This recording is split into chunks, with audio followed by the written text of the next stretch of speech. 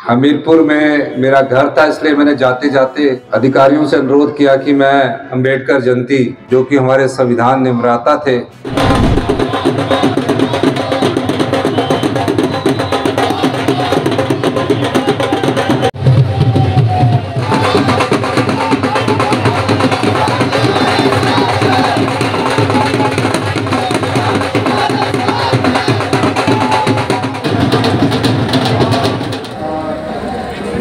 ऐसा अद्भुत संविधान दिया है जो कि हमें स्वतंत्रता और प्रत्येक नागरिक को समान अवसर प्रदान करता है। हमारा कार्यक्रम है और हमीरपुर में आज अंबेडकर जयंती जी की मूर्ति का शिलान्यास उद्घाटन मेरे द्वारा हुआ है। हमीरपुर में मेरा घर था, इसलिए मैंने जाते जाते अधिकारियों से अनुरोध किया कि मैं अंबेडकर जयंती, जो कि हमारे संविधान निर्माता थे, जिन्होंने इस देश को संविधान दिया, जब ये संविधान लिखा जा रहा था उस समय देश की परिस्थितियों का जो उन्होंने महसूस किया, और आज इस संविधान को बने 75 साल हो गए, 77 साल हो गए हैं।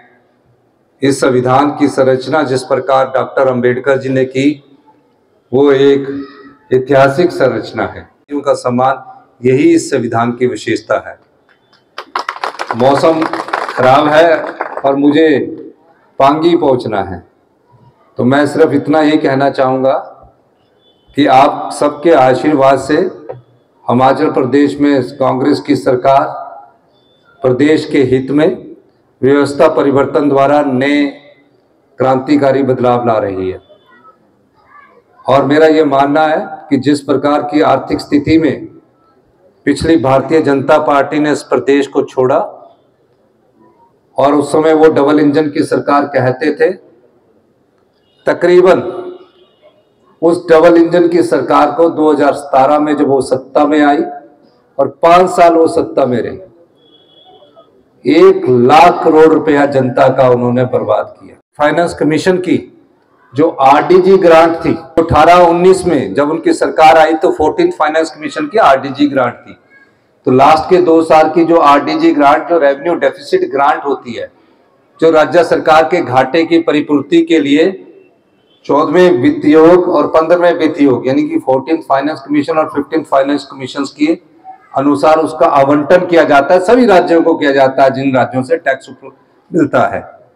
उसके तहत उन्हें 2017-18 में 8,000 करोड़ आए, 2018-19 में 8,000 करोड़ आए, फिर 15th फाइनेंस कमीशन आया, उन्हें 11,000 करोड़ 15th फाइनेंस कमीशन के पहले साल में आए, 9,000 करोड़ उसके अगले साल आए, और 2022 में फिर उन्हें 10,000 करोड़ रुपया आया। जब हमारी सरकार आई तो हमें पहले साल 6,000 करोड़ आया, और इस बार वो वित्तीय ग्रांट भी घटकर 3,200 करोड़ रुपया हो गए। लेकिन इन सब चुनौतियों का हमने सामना किया। 2 प्रकार की योजनाएं लाई। एक तो जो हल्दी उगाएंगे प्राकृतिक खेती से, सरकार उनसे हल्दी 90 रुपये किलो खरीदेगी, और गेहूं उगाएंगे, गोबर से आधारित गेहूं उगाएंगे, यूरिया का प्रयोग नहीं करेंगे, सरकार 60 रुपये किलो गेहूं खरीदेगी। और अगर मक्की उगाएंगे, पिछली बार 30 रुपये किलो खरीदी, इस बार हम 40 रुपये किलो मक्की प्राकृतिक खेती वालों से उगाएंगे। और यही हिमाचल की और हिंदुस्तान की संस्कृति है। इस संविधान को रक्षा करने का दायित्व अब हम सब लोगों का है।